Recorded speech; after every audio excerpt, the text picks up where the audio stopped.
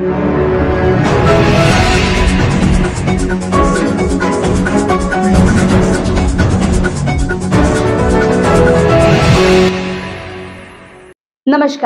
News superfast में आपका स्वागत है।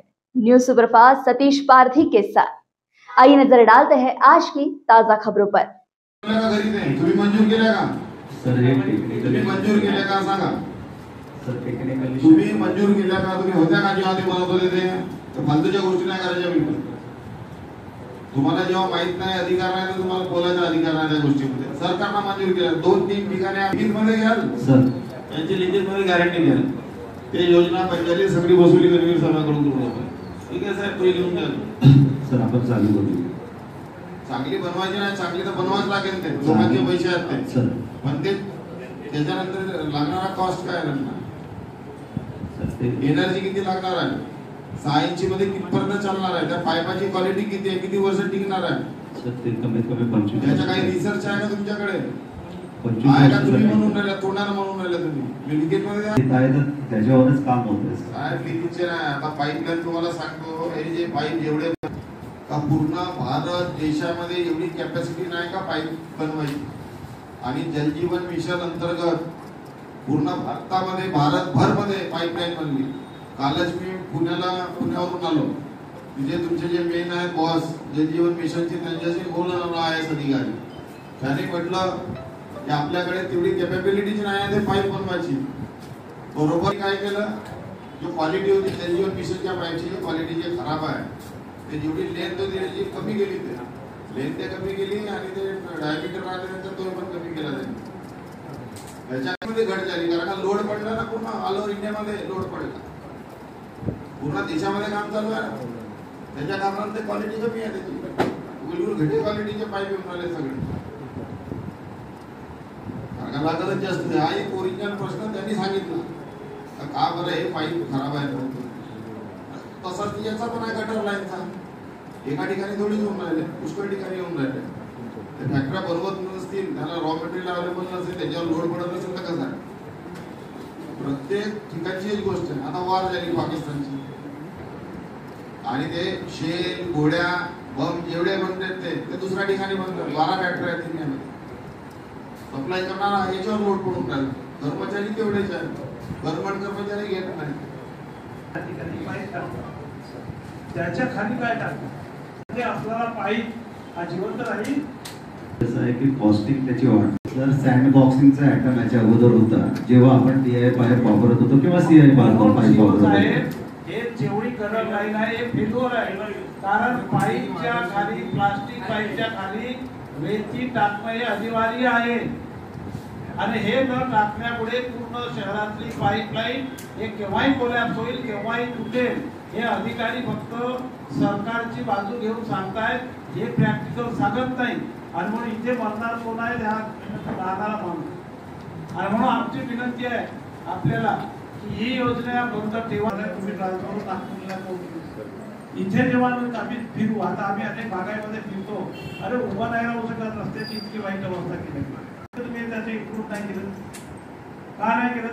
आणि शॅड जेव्हा तुमचा एक्झिक्युटिव्ह इंजिनियर पाठवलेला जर शॅडचा आयटम तुम्ही पाठवते, तुम्ही मटेरियल दगड जोडले टाकून तिथे बुजवता, तर त्याच्यावर तुम्ही पाईप टाकता. सर तेव्हा तो पाईप राहील तिथे जिवंत. सर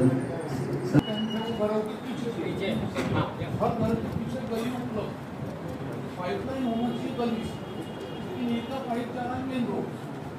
अभी भैया अपना पाल चौक से लेकर वो बंगाली स्कूल, गुजराती स्कूल के सामने से होते हो और मेन रोड को उन्होंने खोदना है. अभी बारिश का समय, पहली प्रायोरिटी से उसको खोदने की कोई आवश्यकता नहीं.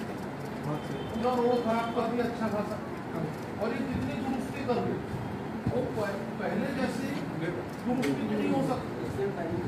और वो चेंबर जुड़ा है अपना इससे. नहीं, अपन घर भी तोड़ेंगे सर. उसके लिए अपन इंटीमेशन देंगे इंडिविजुअल घर को, हाउसेस को, भैया आप अपन चेंबर छोड़ेंगे. बराबर है? Yes sir, yes sir. अभी देखो सरकार ने पैसे मंजूर करे सर, विभाग का लाभ, कॉन्ट्रैक्टरों का लाभ, सबका लाभ. आखिर में वो लाभ जनता तक पहुंचना चाहिए. सर ये उद्देश्य। Yes yes. अभी कोई भी एक सामान्य घर जिसके दोनों तरफ में दूसरे लोगों के घर है। मैं आपको प्रॉपर्टी चेम्बर्स भी दिखाता हूँ, मैनुअल अलग चीज है, प्रॉपर्टी चेम्बर।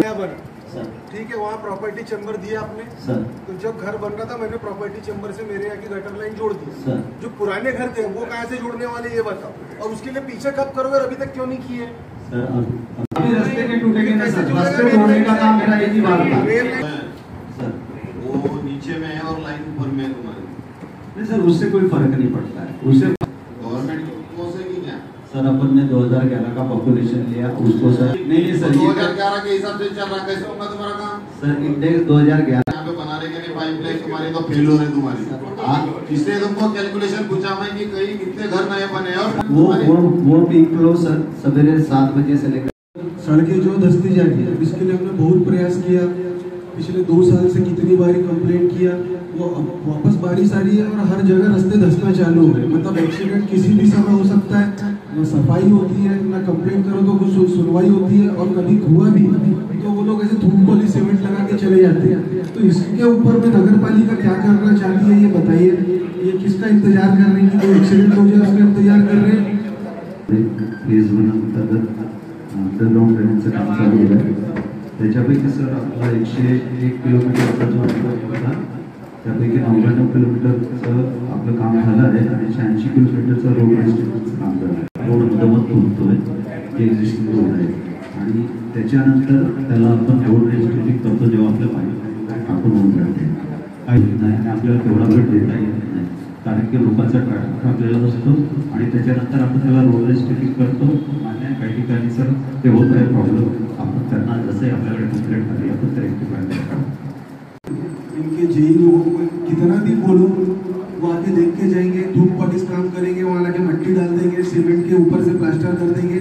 यही चल रहा है पिछले 2-3 साल से, कंटिन्यू चल रहा है। इनको बोल बोल के लोग थक गए, मैं इनके डिपार्टमेंट को ही जिम्मेदारी लेने को तैयार है। ये खुद बाहर रहते हैं, इनके सारे अधिकारी बाहर रहते हैं, सिर्फ एक चाहिए जो काम पे रहता है मेरे हिसाब से। उसको बोलो तो बोलते हैं मेरे हाथ में कुछ नहीं है, तो और काम होते रहे लोग मरमुरा जाएंगे।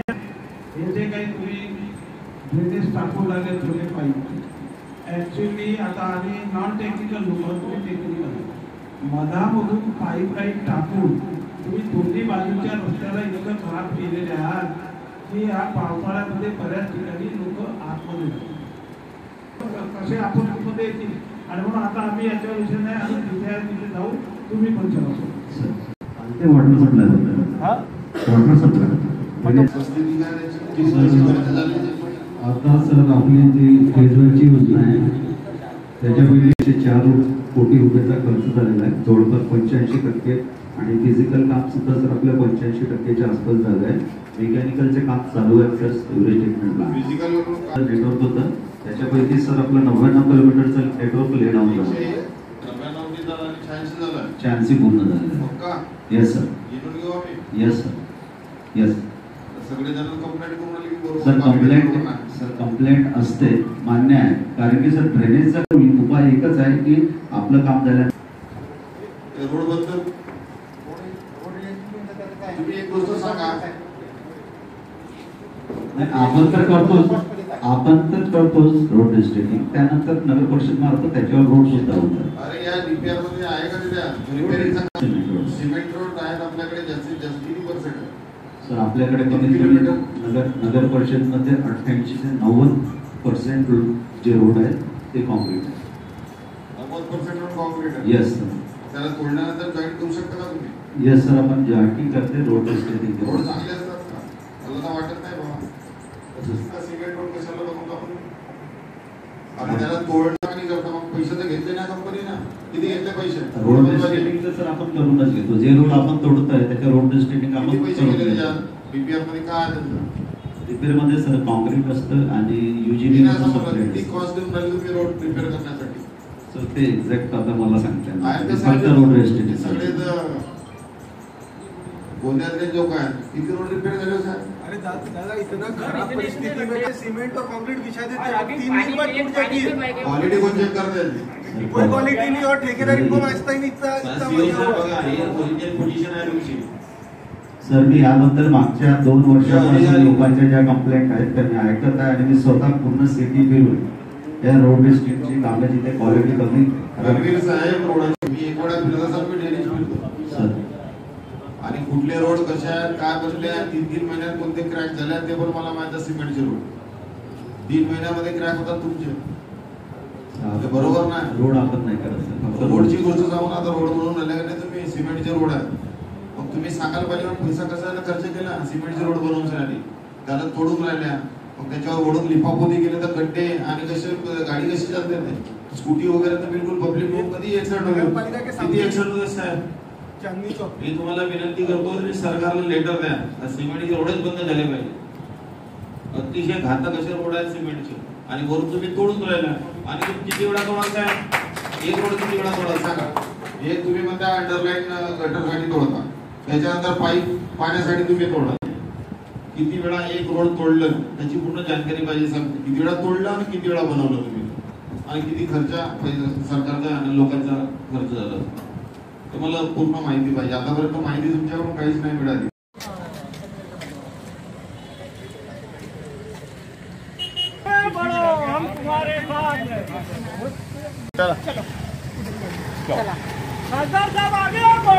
हम तुम्हारे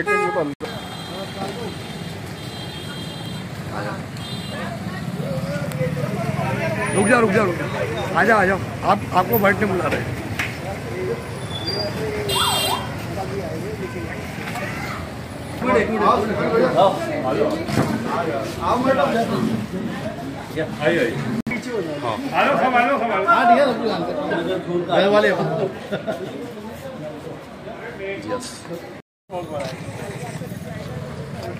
पूरा बैठ गया है भाई, बैठ और बैठने के बाद में पूरा ब्लॉक हो गया.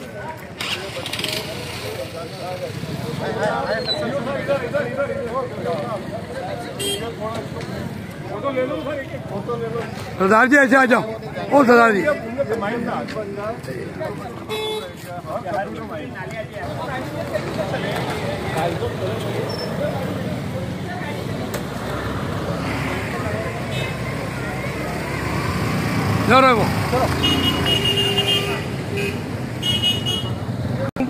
सबसे पहले जानने के लिए हमारे चैनल न्यूज सुपरफास्ट को फॉलो करें, लाइक करें और सब्सक्राइब करना ना भूलें.